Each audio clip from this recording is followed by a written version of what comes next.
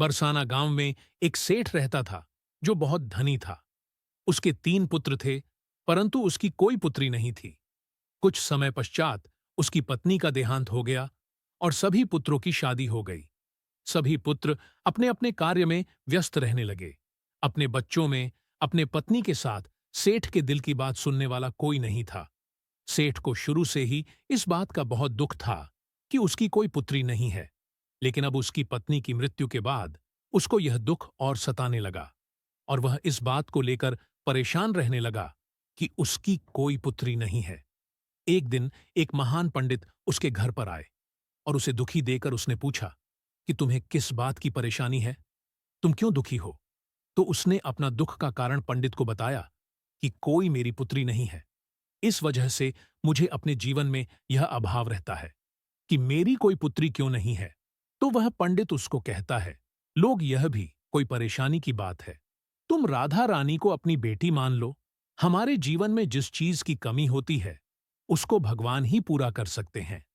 परेशान होने से क्या होगा, तुम राधा रानी को अपनी बेटी मानो और उससे अपने दिल की बात किया करो। देखना, तुम्हें यह अभाव कभी नहीं सताएगा। सेठ को पंडित की यह बात अच्छी लगती है और वह ऐसा ही करता है।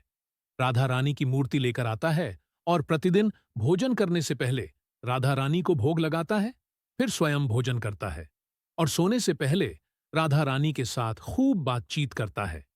ऐसे ही करते करते वह दिल से राधा रानी को अपनी बेटी मानने लगा और वह भूल ही गया कि उसकी कोई बेटी नहीं है। उसे इस बात का आभास होने लगा कि उसकी पुत्री सच में है और वह बहुत दिल से उसे अपनी पुत्री मानने लगा। जब तक वह बात ना करता, उसे भोजन ना खिलाता, उसका मन नहीं लगता और जब वह बात करता तो उसके मन को बहुत संतुष्टि मिलती, जैसे उसे पता नहीं क्या मिल गया हो। तो दोस्तों, एक दिन सेठ के घर पर एक चूड़ी बेचने वाली मनहारण आती थी और वह उसकी बहुओं को चूड़ियां पहनाकर जाती थी। एक दिन वह चूड़ी बेचने घर पर आई और उसने सेठ के बेटे की तीनों बहुओं को चूड़ी पहनाई। उसके साथ जब सेठ की बहुएं चूड़ी पहनकर चली गई तो उसके सामने एक हो और कन्या आई और उसने कहा कि मुझे भी चूड़ियां पहन दो। चूड़ी वाली ने सोचा कि शायद सेठ के घर पर कोई मेहमान आई है, तो उसने उसको भी चूड़ी पहना दी। उसके बाद वह चूड़ी वाली सेठ से पैसे मांगने सेठ की दुकान पर पहुंची और बोली कि चूड़ी के पैसे दे दो। और उसने पहले से अधिक पैसे मांगे तो सेठ ने कहा कि तुमने चूड़ी का दाम बढ़ा दिया है क्या। तो उसने कहा, नहीं, मैंने चूड़ी का दाम तो नहीं बढ़ाया, परंतु आज मैं 4 को चूड़ी पहनाकर आई हूं। उसने कहा, मेरे घर पर तो 3 ही बहुएं हैं। तो उसने कहा, नहीं, मैंने आज 4 को चूड़ी पहनाई है। सेठ ने कहा कि तुमसे कोई गलती हुई है, मेरे घर पर तो चूड़ी पहनने के लिए मेरी सिर्फ 3 बहू हैं।